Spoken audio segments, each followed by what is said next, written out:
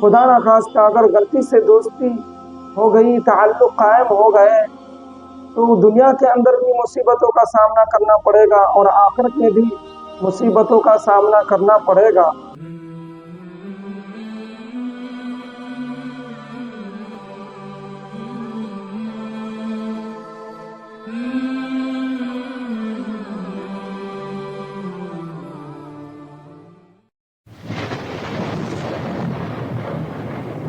الحمد للہ وکفی وسلام علی عباده الذین اصطفی، اما بعد فاعوذ باللہ من الشیطان الرجیم، بسم اللہ الرحمن الرحیم۔ عن ابی ہریرہ رضی اللہ تعالی عنہ قال قال رسول اللہ صلی اللہ علیہ وسلم المرء علی دین خلیلہ فلینظر احدکم من یخالل۔ صدق اللہ العظیم۔ معزز ناظرین، میں نے آپ حضرات کے سامنے حدیث کی تلاوت کی ہے۔ حضرت ابو ہریرہ رضی اللہ تعالیٰ عنہ سے روایت ہے کہ نبی کریم صلی اللہ علیہ وسلم نے ارشاد فرمایا، المرء علی دین خلیلہ فلینظر احدکم من یخالل۔ آدمی اپنے دوست کے دین پر ہوتا ہے، تمہیں غور کرنا چاہیے کہ تم اس سے دوستی کر رہے ہو۔ اللہ تبارک و تعالیٰ نے انسانی طبیعت کے اندر صحبت سے متاثر ہونے کی عجیب صلاحیت رکھی ہے۔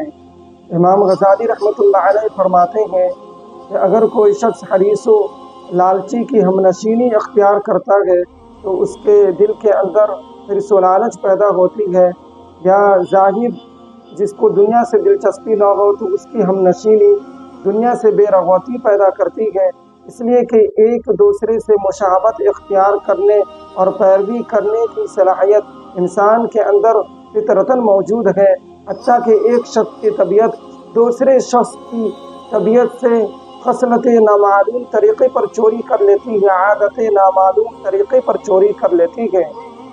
خلیل کے معنی ہے گہرے دوست کے، یہ خلتن سے مشتق ہے جس کے معنی ہے ایسی دوستی اور محبت جو دل میں اتر گئی ہو۔ ہمارا مشاہدہ ہے کہ جس سے دوستی ہو جاتی ہے تو اس کی ہر ادائیں اچھی لگنے لگتی ہے۔ یحبک الشیء یعمی ویسم، محبت اندھا اور بہرا بنا دیتی ہے، اس وقت اچھائی اور برائی پر غور نہیں کر پاتا۔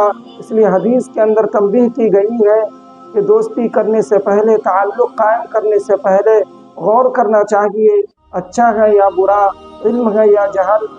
اگر اچھا ہے، نیک ہے تو تعلق قائم کرنا چاہیے، اگر برا ہے تو تعلق کو ختم کر لیا جائے۔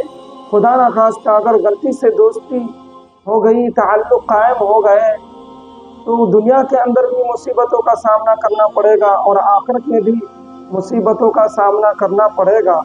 اس لیے ہمیں چاہیے کہ اچھے لوگوں کی صحبت اختیار کریں، جیسا کہ اللہ تبارک و تعالیٰ کا ارشاد ہے، یا ایھا الذین آمنوا اتقوا اللہ وکونوا مع الصادقین، اے ایمان والو اللہ سے ڈرو اور نیک لوگوں کے ساتھ رہو۔ ہمیں چاہیے کہ نیک لوگوں کی صحبت اختیار کریں۔ دعا ہے کہ اللہ تبارک و تعالی ہمیں نیک لوگوں کی صحبت عطا فرمائے اور بدوں کی صحبت سے ہماری حفاظت فرمائے۔ وما توفیقی الا باللہ۔